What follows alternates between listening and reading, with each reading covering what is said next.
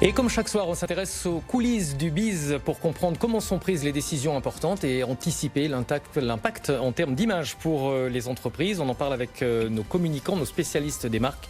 Avec nous ce soir, Frédéric Fougera, directeur de la communication du groupe Foncia. Bonsoir. Bonsoir Stéphane. Merci d'être avec nous. Et notre invité également, Arnaud Aimé, qui vient juste d'arriver, qui va nous rejoindre en plateau dans un instant. On va commencer donc par le premier sujet, celui qui a secoué les marchés financiers en ce début de semaine, dans le prolongement du bras de fer entre les autorités américaines et Huawei, le deuxième fabricant mondial de smartphones. Google a choisi ce lundi de couper les ponts avec Huawei, ce qui a provoqué une onde de choc dans le secteur technologique. Frédéric Fougera, est-ce que cette mise en quarantaine d'un groupe chinois ne risque pas de se retourner contre Google en termes d'image ? On se posait la question il y a 15 jours sur Facebook pour savoir si le groupe était trop gros, trop dominant. Aujourd'hui, on a exactement la même question avec Google. Le groupe prend une décision et c'est le secteur technologique mondial qui recule. Ben vous avez raison. D'abord, c'est une décision hors norme. On n'a jamais vu ça à ce niveau-là. Et vous avez raison de dire finalement que c'est Google qui prend une décision parce que oui, il y a un décret du président américain qui demande de ne plus commercer avec des sociétés qui paraîtraient dangereuses.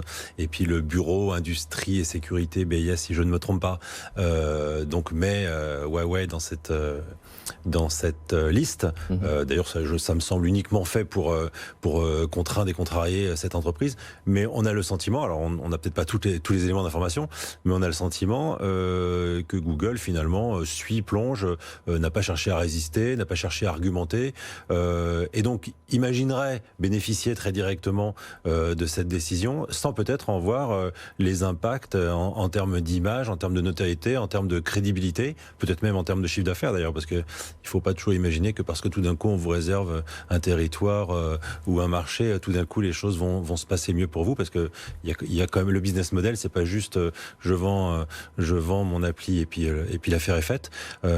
Donc peut-être qu'il y a un risque et un risque en termes de crédit égal à ce que vous évoquiez juste avant. Arnaud Aimé nous a rejoint, bonsoir, vous êtes associé chez SIA Partners. Vous aussi, vous pensez que Google a finalement plus à y perdre en termes d'image? Ils ont, comme le disait Frédéric, ils n'ont pas essayé de s'opposer aux décisions du président américain. Alors, on ne sait pas s'ils n'ont pas essayé de s'opposer. Oui, ils ont à perdre en termes d'image et puis en termes d'argent, accessoirement, parce qu'ils se privent d'un partenaire. Après, on a du mal à voir l'intérêt de Google, sinon se conformer aux lois et aux décrets qui sont pris par le gouvernement américain.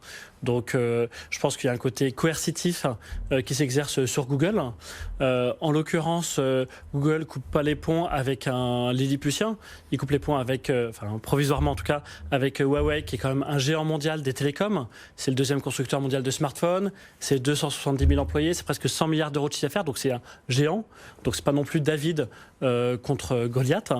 Et puis là, cette annonce, c'est celle de Google aujourd'hui, mais on peut tout à fait imaginer que d'autres fournisseurs de software américains comme Microsoft, qui fournit aussi Huawei, notamment avec Windows, puisque Huawei fait aussi des PC, suivent le pas. Donc je pense qu'au-delà du cas particulier de Google, c'est aussi la guerre commerciale entre les États-Unis et la Chine qui s'exerce là-dessus, sur le software, sur le hardware, parce que Huawei utilise aussi des microprocesseurs construits par les Américains.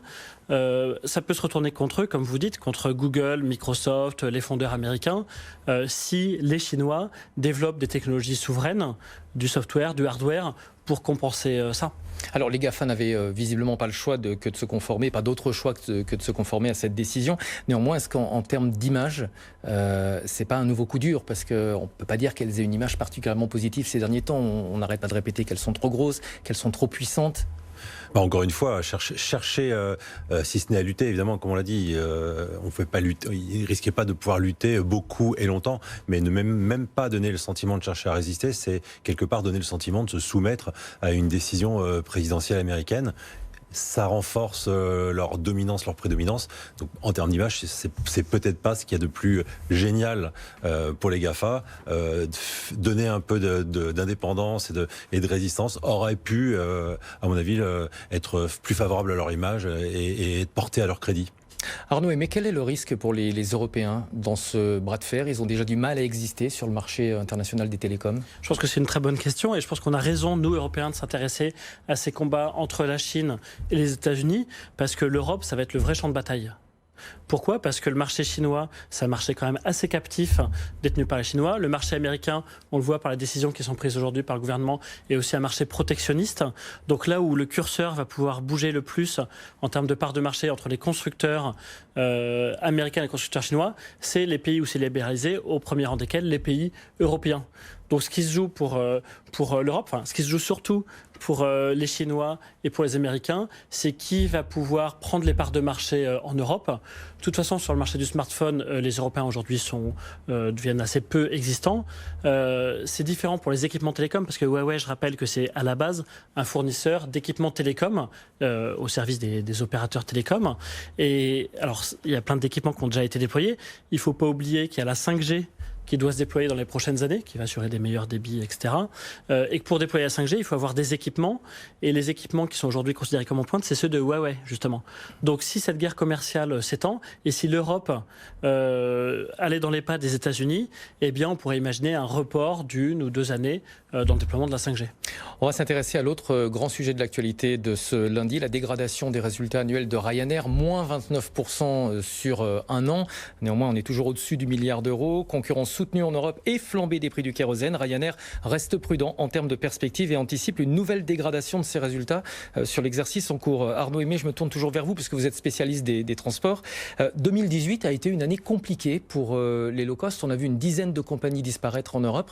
Est-ce qu'elles sont plus vulnérables que les compagnies traditionnelles face à la hausse des prix du kérosène ? Non. Non. En Europe, il y a beaucoup de low cost et il y a beaucoup de compagnies traditionnelles. Et les deux ont subi des avaries en 2018 face à la hausse du kérosène. Effectivement, il y a beaucoup de petites low cost qui s'étaient lancées il y a quelques années, qui ont fait faillite l'année dernière. On peut en citer VLM aux Pays-Bas, Small Planet en Allemagne, wow, NextJet en Suède. La liste est longue. Il y a aussi des compagnies traditionnelles qui ne sont pas en super forme. Il y a Alitalia qui a à vendre. Il y a l'activité aérienne de Thomas Cook qui a à vendre également. Donc ce mouvement, je pense que c'est quelque chose d'assez homogène entre les low cost et les compagnies traditionnelles, et je dirais même qu'il peut y avoir un avantage pour les low cost. L'avantage pour les low cost, c'est qu'elles ont des flottes en général d'appareils très récents. Et les appareils très récents, les avions très récents, ils consomment moins de carburant. Et donc une compagnie comme Ryanair, comme EasyJet, qui renouvelle souvent ses appareils, qui a souvent du matériel neuf, eh bien économise du carburant. En plus, une grosse compagnie, qu'elle soit grosse low cost ou grosse traditionnelle comme Air France KLM, a les moyens de se couvrir sur les hausses ou les baisses, les variations du prix du carburant. Et les petites low cost qui sont mortes, elles ont notamment subi l'absence de contrat de couverture. Au-delà des facteurs qui ont été annoncés par Ryanair, il y a un autre sujet dont j'aimerais parler, qui peut aussi expliquer la dégradation des résultats de Ryanair. On peut s'interroger sur les conséquences de la prise de conscience environnementale. Le mouvement FluxCam, alors je ne sais pas si je prononce très bien, c'est du suédois, ce qui littéralement veut dire la honte de voler, et qui souhaite faire prendre conscience à chaque passager de l'impact de son voyage en avion. Et en Suède, ça s'est traduit par une petite baisse de trafic sur le début de l'année pour le trafic domestique. Frédéric, vous pensez que c'est une menace, ça peut être une menace pour le transport aérien si beaucoup de pays développés prennent conscience de leurs émissions de CO2 en avion ? Contrairement à Arnaud, je ne suis pas du tout un spécialiste du transport aérien, mais effectivement, j'ai le sentiment qu'il y a une absence dans les compagnies aériennes de prévision ou d'anticipation de ce phénomène. Quand on parle du low cost et de la nécessité, ou de l'éventuelle possibilité de revoir le modèle, en fait, je comprends que c'est l'ensemble du transport aérien qui est un petit peu en réflexion, autant les compagnies traditionnelles que le low cost. Et dans les deux cas, j'ai le sentiment qu'il n'y a pas l'anticipation de ce phénomène. Effectivement, beaucoup de gens accèdent à la possibilité de voyager et n'ont pas l'intention de s'en priver, mais il y a aussi beaucoup de gens à fort pouvoir d'achat, qui ont un raisonnement différent et qui, eux, commencent à se poser des questions sur l'utilité de voyager autant, de voyager si loin. Et c'est probablement, et ça peut être une difficulté, ou en tout cas un travail à faire pour les compagnies aériennes pour repenser leur modèle avec cette considération nouvelle que peut-être nous allons décider de moins voyager, même si on en a l'envie et même si on en a les moyens, mais peut-être nous allons décider pour des raisons écologiques de choisir de voyager moins loin et peut-être moins souvent en avion. Arnaud Aimé, vous partagez ce point de vue ? Oui, effectivement. Alors après, quand on regarde ce qui se passe, quand des compagnies aériennes proposent à leurs clients, aux voyageurs, de faire de la compensation carbone, j'avais parlé à des gens d'Air France qui disaient, nous, sur notre site web, on a mis en place une petite case par laquelle le voyageur, quand il achète un vol, il peut donner aussi de l'argent pour replanter des arbres, pour faire de la compensation.